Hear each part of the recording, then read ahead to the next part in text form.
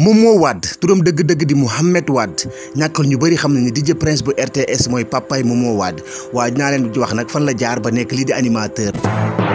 moom Momo Wade nag doomu animateur la maanaam moom la ñu ngéntee lii di xaalisu animation si wàllum animation tey jiilee Momo Wade nag mi ngi nekk benn gone juddoo Dakar màggee fa yaroo mu nekkoon nag benn xale jaar na fu moroom yëpp jaar waaye jaar na lii tamit di école maanaam Momo affaire animation mosu koo intéressé naam ka ni sax papam animateur la woon moom dégg rek la ci amoon ndax daawul seetaan télé Momo leen moo koy intéressé woon muy lii di football waaye kii di magam bi ñuy wax Mika moom nag moo ko xëcc ci wàllum animation magam boobu animateur la woon moom moo di ko doon topp ci lii di wàllum fosco yi boobu nag moo ko tette maanaam moo ko yar moo ko jàng lii di wàllum animation kon Momo au lieu que papam jàngal ko magam bii ñuy wax Mika moo ko jàng lépp li wàllum animation ba tax Momo tey am amour animation Momo nag jàng na ba am bac ba def 2 ans de formation marketing et communication foofu noonu ci IAM bi mu demee nag ba pare ci la choisir lii nga xam ne nag moom mooy wàllum animation Momo nag mi ngi njëkk a feeñ fii ci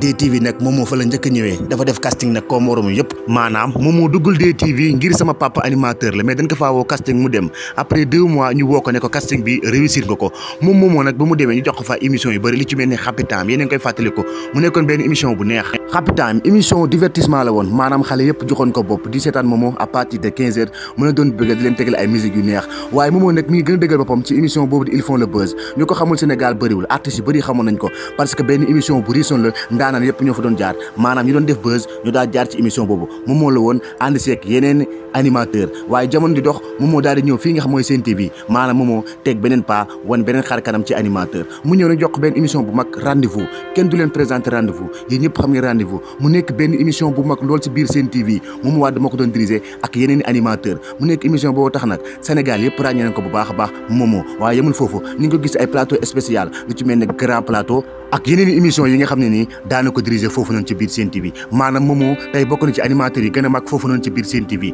Momo aussi bokk na ci animateurs yi nga xam ne nii Sénégal am nañ ci yaakaar bu baax a baax pour mu téye flambeau bi ëllëg tey sama gars yi Momo Wade la leen indiloon bu Sen TV animateur présentateur foofu noonu ci Sen TV ba beneen yoon incha allah